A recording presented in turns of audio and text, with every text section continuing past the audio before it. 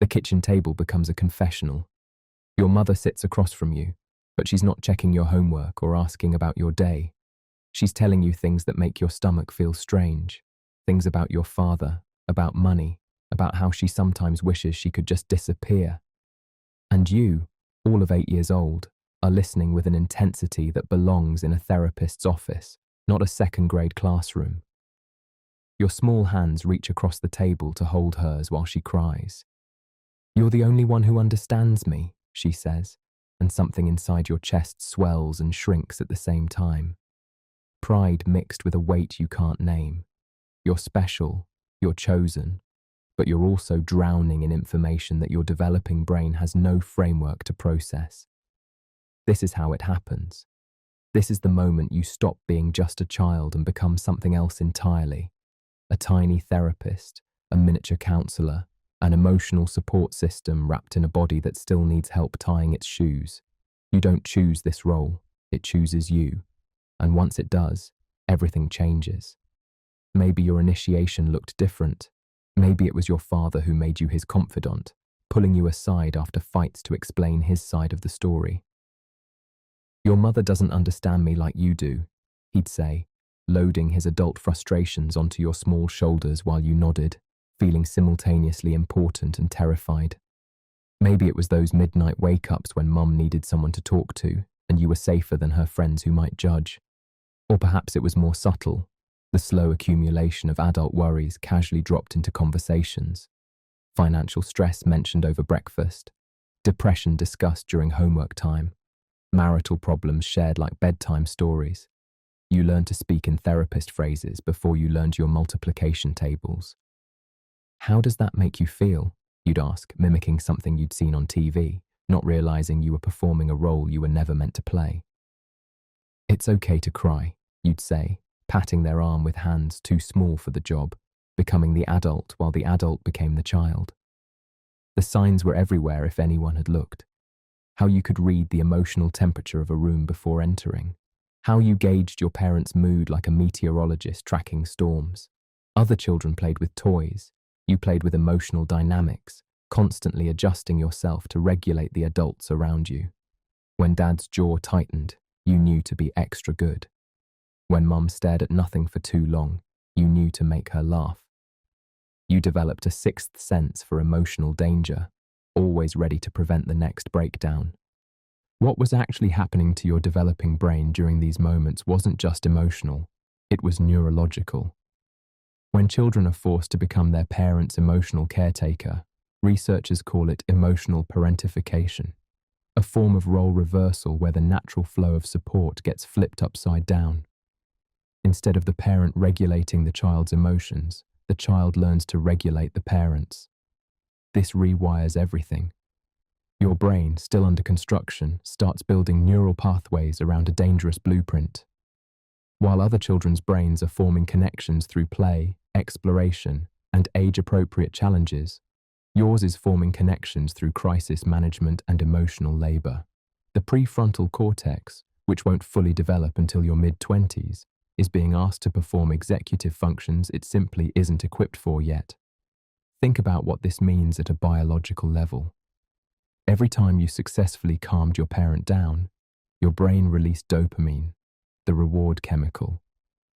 But instead of getting this reward from normal childhood activities like learning to ride a bike or making a friend laugh, you got it from managing adult emotions. Your reward system literally got wired around being useful rather than being yourself. The stress hormones tell another story. Cortisol and adrenaline, meant to be occasional visitors in a child's system, became permanent residents in yours. Your amygdala, the brain's alarm center, developed in a state of constant activation. While other kids worried about spelling tests, your nervous system was tracking emotional threats like a soldier in a war zone. This creates what attachment theorists call an insecure attachment style. The child learns that love is conditional, that it must be earned through emotional labor. You develop what researchers term an external locus of evaluation. Your entire sense of self-worth becomes dependent not on who you are, but on how well you can manage other people's emotional states. A good day isn't when you feel happy. It's when you successfully prevent someone else's breakdown. The hypervigilance becomes your baseline. You don't just notice emotions, you scan for them constantly, unconsciously, the way others breathe. You can walk into a room and immediately sense who's anxious, who's angry, who might need attention. This might make you seem remarkably intuitive or emotionally intelligent, but it's not a gift. It's a survival mechanism, as exhausting as it is involuntary. Fast forward 20 years. The kitchen table is gone, but the pattern remains, playing out in every relationship you'll ever have. You've become a magnet for broken people, though you'd never call them that. You call them complex, or misunderstood, or going through a hard time. But the truth is more primal. You're drawn to chaos because it's the only love language you ever learned to speak fluently. Watch yourself at any social gathering. While others mingle and laugh, you're in the corner with someone who's pouring out their life story. Within 20 minutes, this stranger is telling you about their depression, their difficult childhood, their failing marriage. By the end of the night, you know more about their inner world than some of their closest friends do. And you've shared nothing beyond surface pleasantries, because this is what you do. This is who you are. The perpetual therapist, always in session, never off duty. Your romantic relationships follow such a predictable pattern, you could write the script. You meet someone who seems to need saving. Maybe they're getting over a bad breakup, struggling with addiction, battling their demons, or just going through a lot right now. That familiar feeling kicks in, the one that whispers, I can help them. I can fix this. Your nervous system recognizes them the way others recognize home. Before you know it, you're not in a relationship, you're running an emotional rehabilitation center. Your conversations are therapy sessions in disguise. They talk for hours about their problems while you listen, analyze, offer insights. You know their triggers, their childhood wounds, their deepest fears. You can predict their emotional patterns better than they can. But ask them about you, your dreams, your fears, your inner world, and watch them struggle. Because you've never shown them who you really are. You've only shown them what you can do for them. This isn't love. It's a trauma bond masquerading as intimacy. You're not connecting. You're performing the same role you learned at 8 years old. Only now, instead of one parent, you're collecting an entire roster of people who need you to regulate their emotions. Your phone becomes a crisis hotline. Your evenings become impromptu therapy sessions. Your emotional energy becomes public property that everyone feels entitled to access. The most painful part, you're exceptionally good at it. Years of practice have made you a master of emotional caretaking. You can read people's needs before they voice them. You can hold space for pain that would send others running. You can navigate emotional chaos with the skill of someone who learned to do it before they learned to read. But this competence comes at a devastating cost. You've become invisible in your own life. But there's a shadow to being everyone's therapist that no one talks about. Beneath all that helping, all that fixing, all that chronic availability, lives a rage you're not allowed to feel. It simmers under the surface like lava under rock, invisible but molten. Because how can you be angry at people who are suffering? How can you resent someone who needs you? How can you admit that sometimes, late at night, you fantasize about changing your phone number and disappearing somewhere where no one knows you're good at fixing things? This is what Jung called the shadow, the parts of ourselves we exile, deny, repress. For the parentified child grown up, the shadow contains everything you weren't allowed to be. Selfish, angry, needy, messy, human. You've spent so long being the stable one, the reliable one, the one who has it all together, that you've banished every part of you that might need something. But those parts don't die. They grow stronger in the dark. They manifest as chronic fatigue that no amount of sleep can cure, as autoimmune conditions that baffle doctors, as anxiety that appears from nowhere, hijacking your nervous system at random moments, as a numbness that creeps in during moments that should bring joy. Your body keeps the score of every time you swallowed your own pain to make room for someone else's. Every time you said, "I'm fine," when you were drowning. Every time you showed up for someone who wouldn't cross the street for you. And here's the most insidious part. Sometimes you unconsciously seek out people who need fixing because it's safer than being seen. When you're the therapist, you're in control.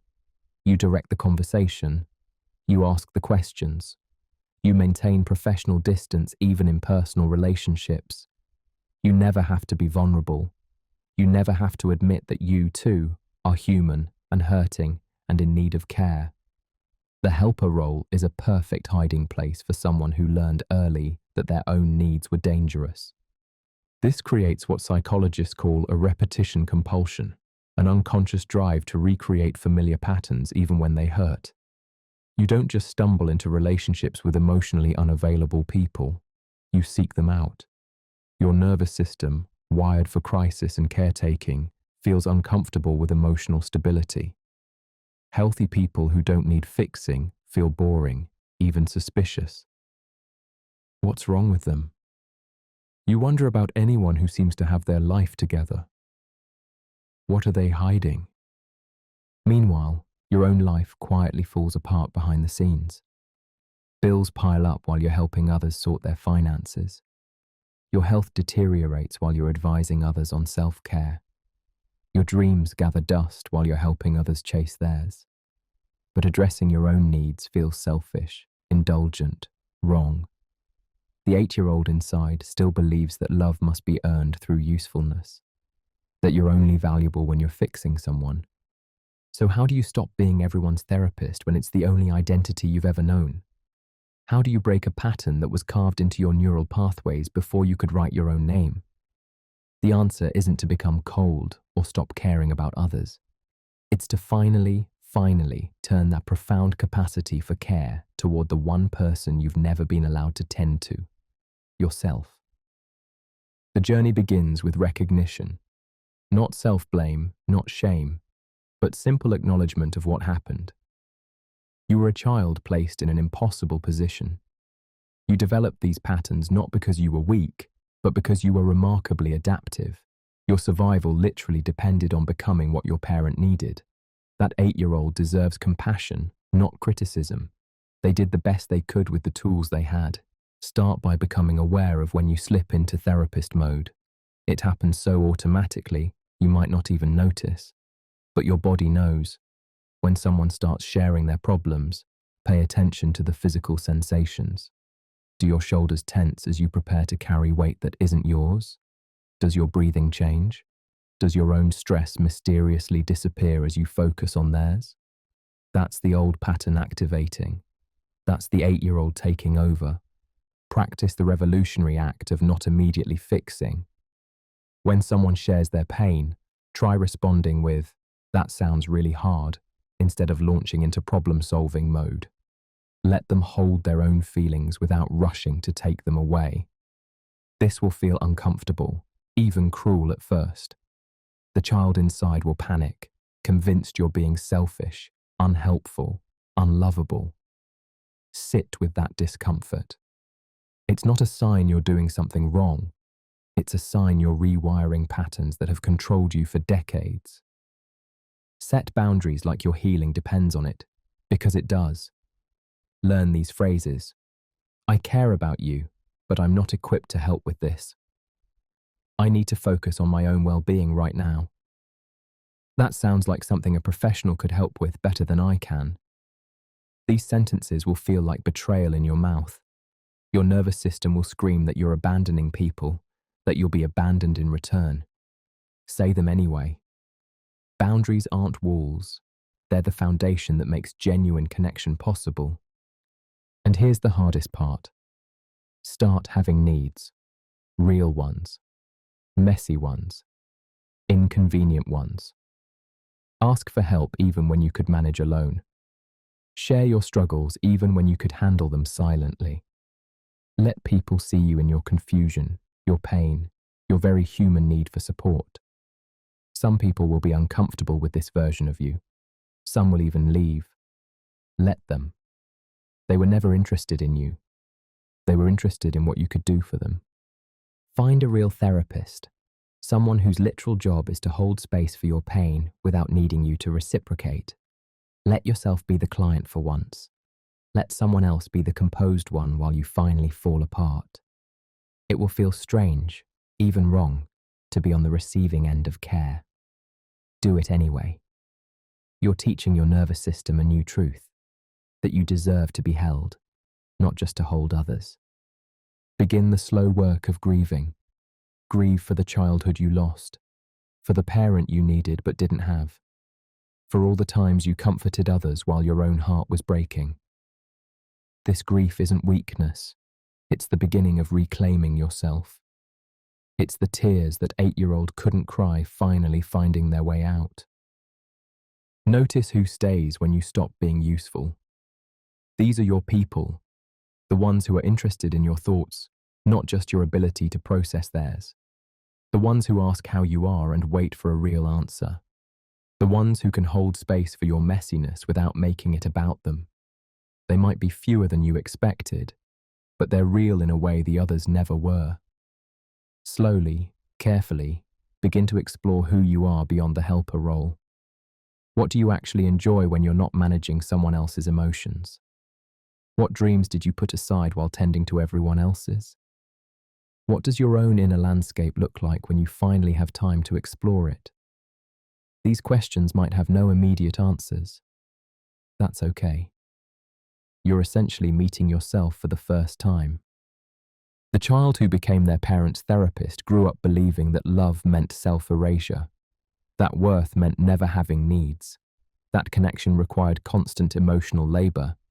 But that child was working with limited information, doing their best in circumstances that never should have been.